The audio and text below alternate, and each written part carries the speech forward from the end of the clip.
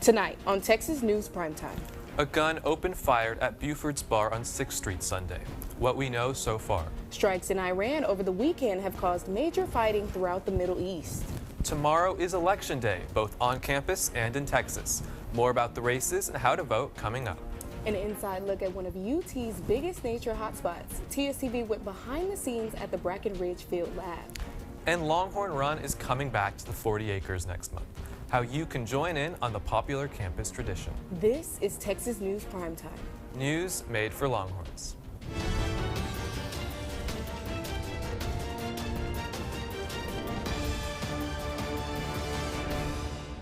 Good evening. For Monday, March 2nd, I'm Arianna Stevens. And I'm Aneesh Tiwari. Thank you for joining us tonight. A UT student was killed in a mass shooting early yesterday morning on 6th Street that left 3 dead, including the gunman. The shooting took place at Buford's backyard beer garden just before 2 a.m. The gunman, identified as 53-year-old Ndiage Dianye, circled the bar multiple times in his SUV, firing out of the vehicle's window before parking it and exiting on foot to shoot at pedestrians. Police then shot and killed Dianye less than a minute after the attack started, according to Chief Davis. During the shooting, Dianye wore a sweatshirt with the words "Property of Allah" printed on it and a shirt with an Iranian flag underneath, according to CBS News. CBS also reported that pictures of Iranian leaders were found in the gunman's home after officers searched his house. The shooting took place a day after the U.S. and Israel launched military operations against Iran, leading to the death of Ayatollah Ali Khamenei and other high-ranking Iranian officials. 2 of the 3 killed were Texas college students, including UT student Sabitha Shan, a 21-year-old senior who President Jim Davis described as a loyal friend to many in a statement. A man is in custody after the Austin Police Department tried to execute a murder arrest warrant yesterday. Officers responded around 2:30 p.m. to the Peace Parkside Apartments and West Campus. Police say the suspect refused to come out and barricaded themselves in the apartment. SWAT was then called in to assist. Around 4:30 p.m., the suspect voluntarily exited the building and was taken into custody, according to APD. Authorities say the warrant is connected to a homicide earlier this year in Austin, but they have not said which case. Today, to help hospitals replenish their blood supply after the shooting yesterday, We Are Blood hosted a mobile blood drive. Held across the City Hall, the community gathered to donate blood from noon to 5 p.m.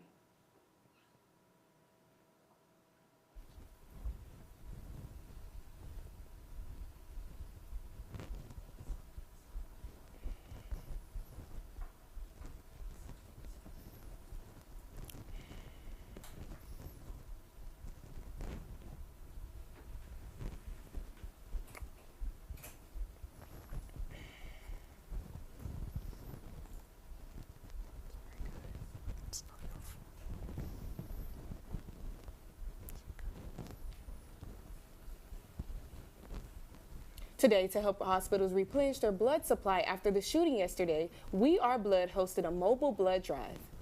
Held across the Austin City Hall, the community gathered to donate blood from noon to 5 p.m. The organization posted earlier in the day that it was in urgent need of O-positive and O-negative blood donors, which is the universal donor in emergency situations. We've seen a tremendous community response across all of our donor center locations and mobile drives, including this mobile blood drive at City Hall. Right now we are completely packed and attempting to see every donor who has arrived today, because we want to honor their commitment to giving back to the community, and we want to make sure that we're able to replenish the community blood supply. But it's been very inspiring to see how folks are pulling together and choosing donating blood as a way to give back and help folks.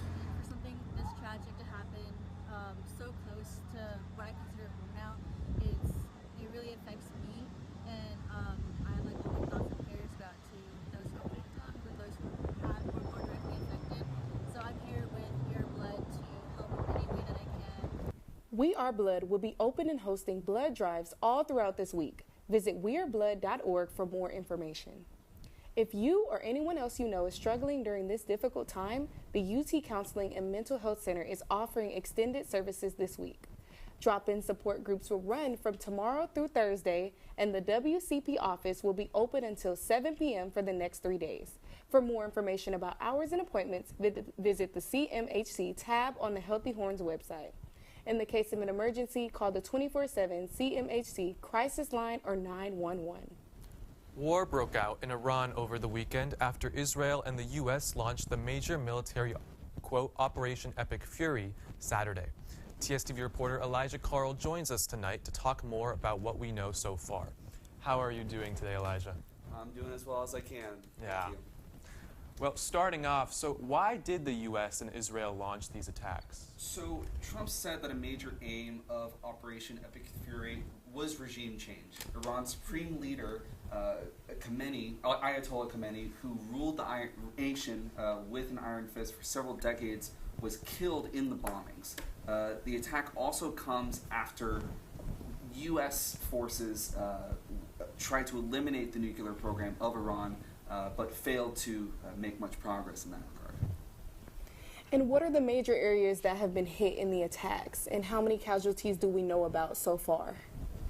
So far, the Iranian Red Crescent has reported 550 Iranians have been killed in the attacks, and 6 service members are confirmed dead from Iranian drone and missile strikes.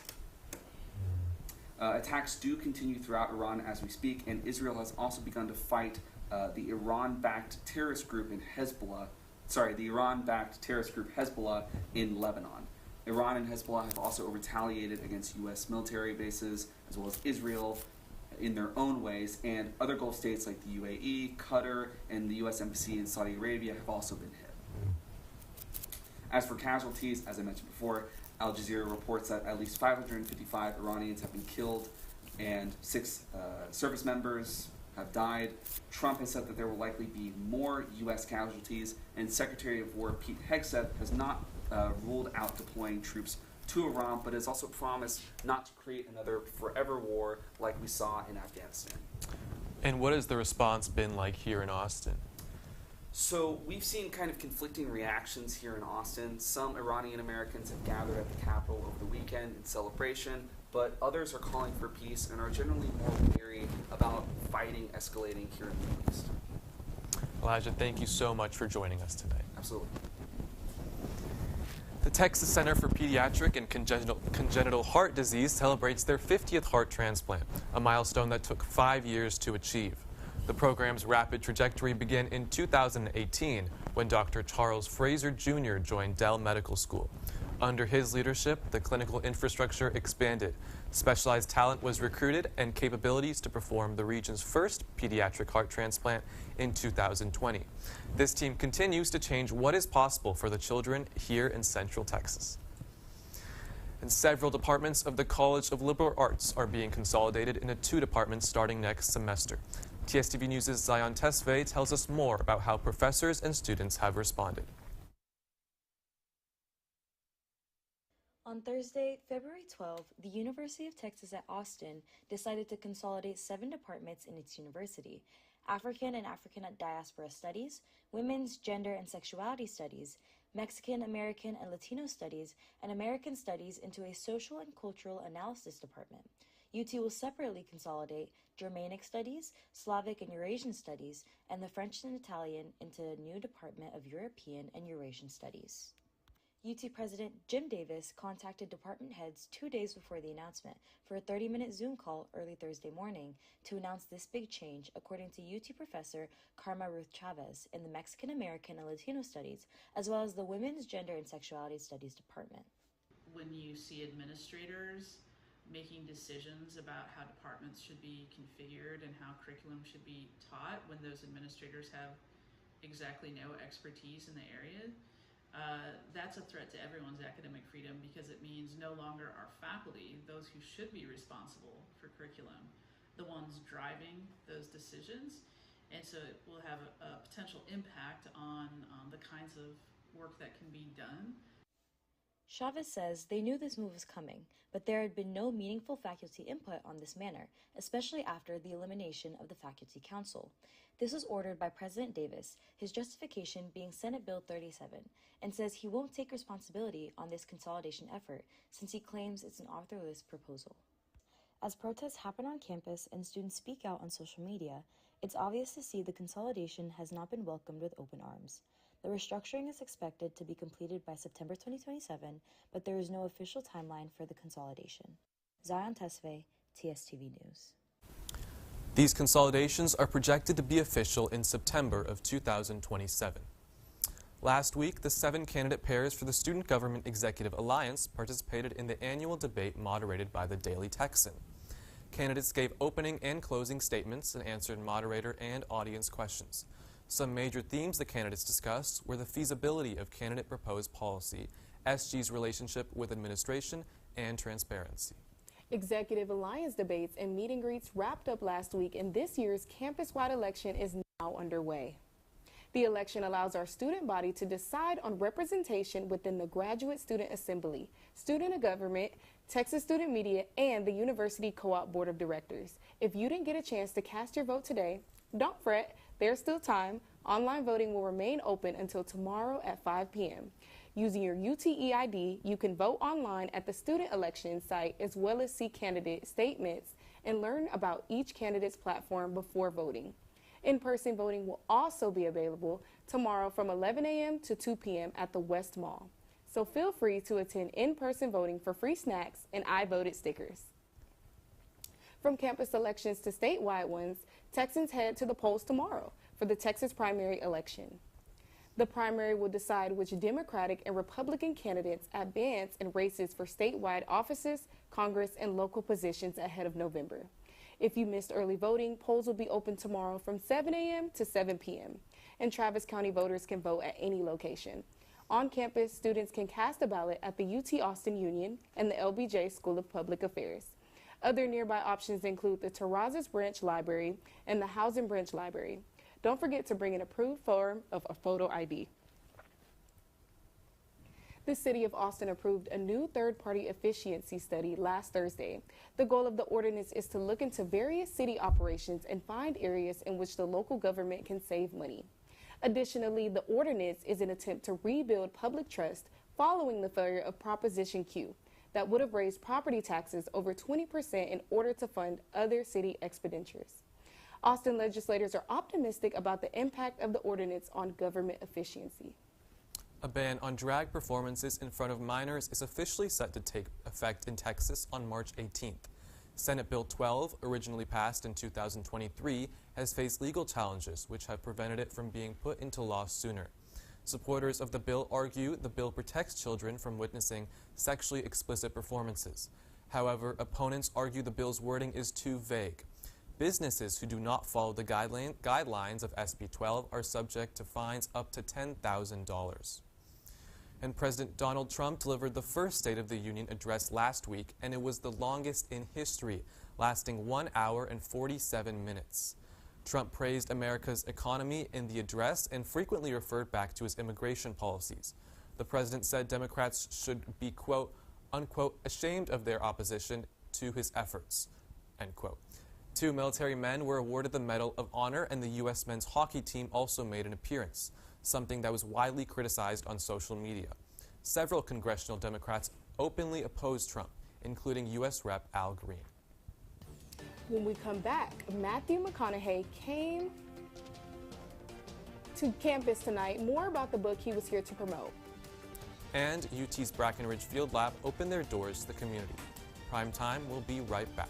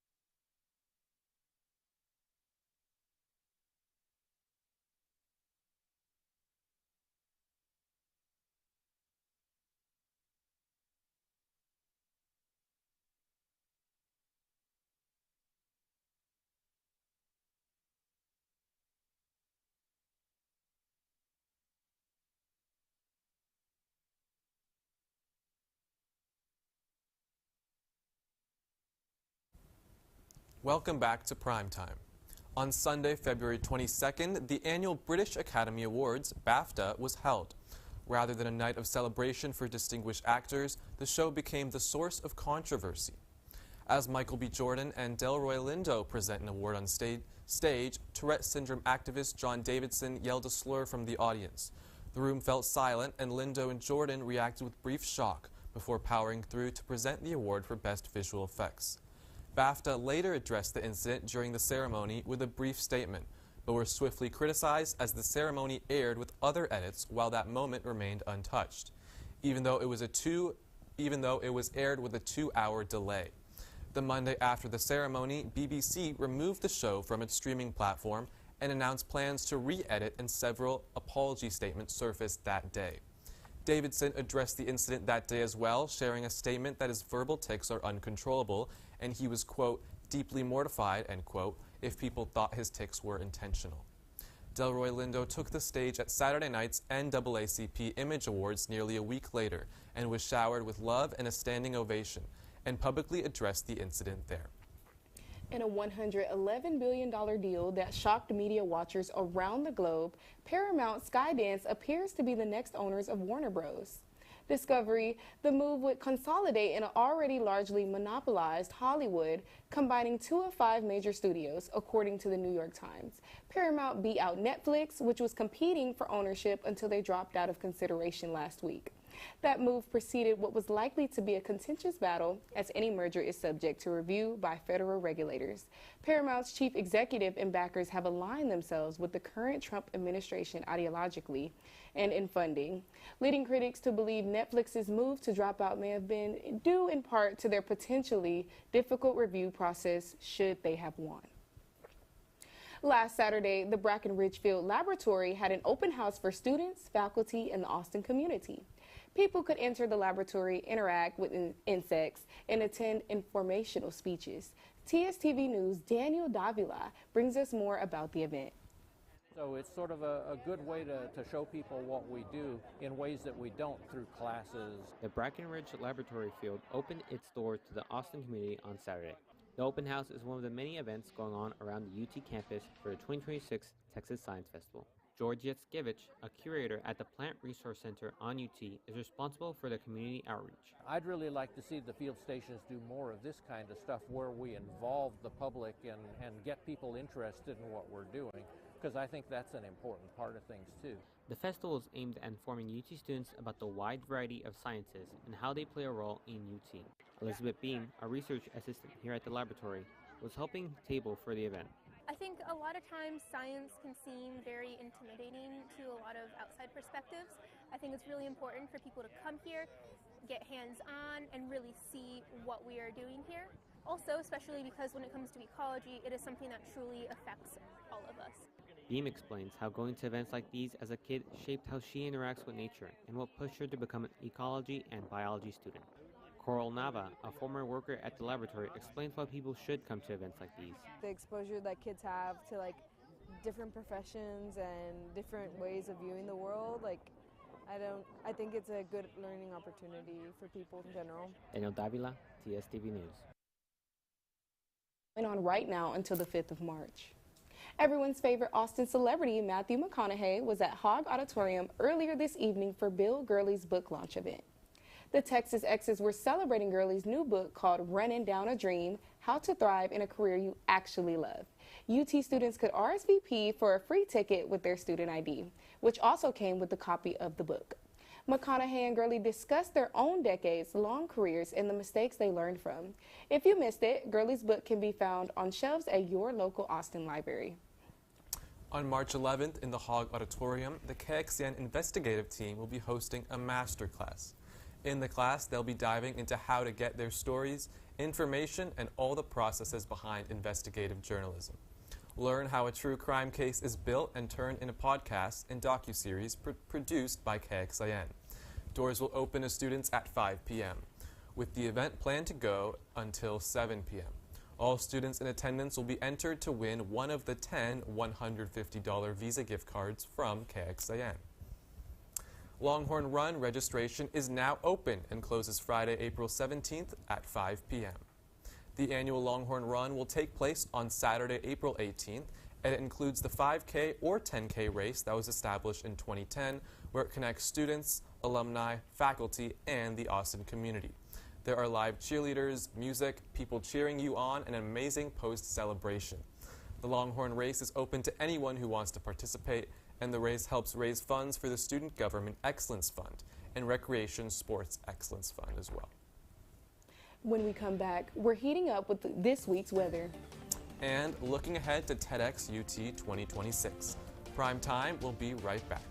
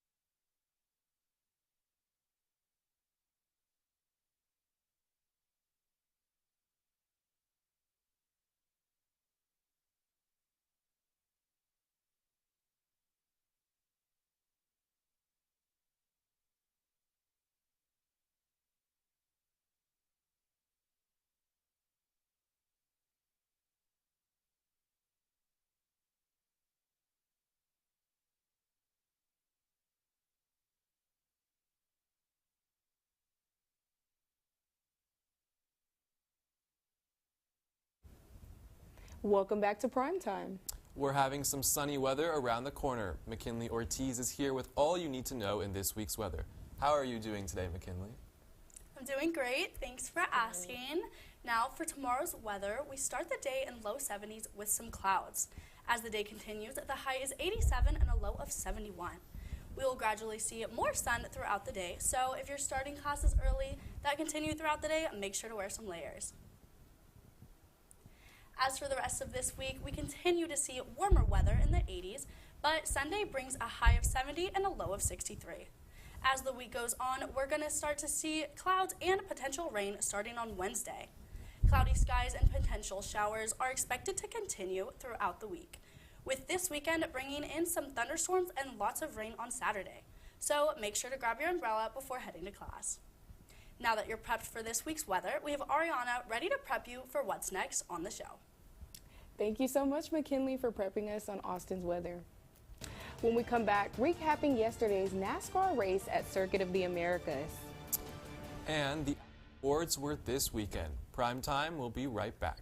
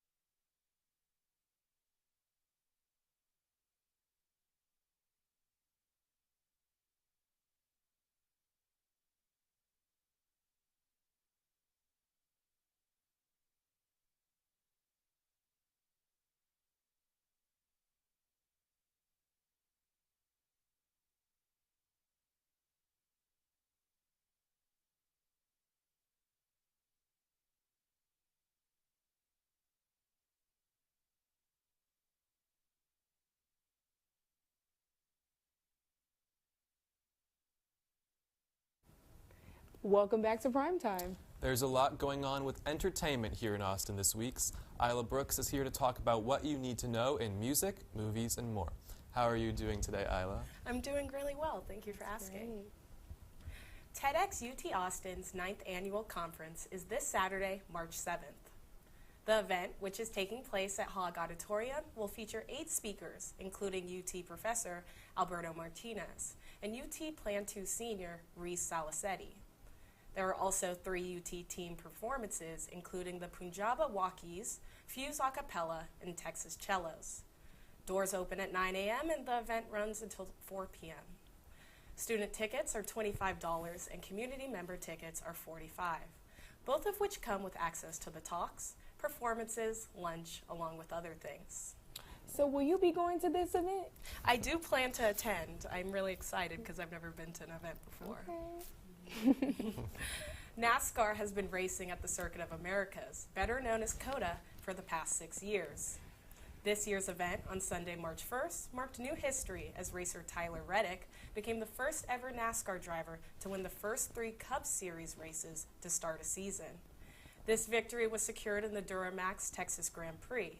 A total of 39 racers were announced, with fans attending from 47 states and 10 countries. Austin gained record-breaking attendance and their largest crowd yet. Well, what do you think about all these records? I think they're well-deserved. I mean, Reddick is an amazing driver. The 32nd Annual Actor Awards, formerly known as the SAG Awards, took place this Sunday, March 1st. The event was streamed live on Netflix from the Shrine Auditorium and Expo Hall in Los Angeles. For her 3rd year, Kristen Bell hosted the awards and honored 2025's Best Film and Television Performances. The Most Memorable Life Achievement Award went to none other than actor Harrison Ford. And the film Sinners won the top ensemble of prizes. There were a total of 15 awards given. Okay, so what do you think is one of the most deserved awards from that night? I'm really excited that Michael B. Jordan won for his role Me in too. Sinners. I think he's been snubbed this, award season, so I'm really happy. Yes. Well, thanks, Isla, so much for bringing us up to date on all things entertainment. That's your Monday briefing. For more before our next show, be sure to follow Texas News Primetime on social media.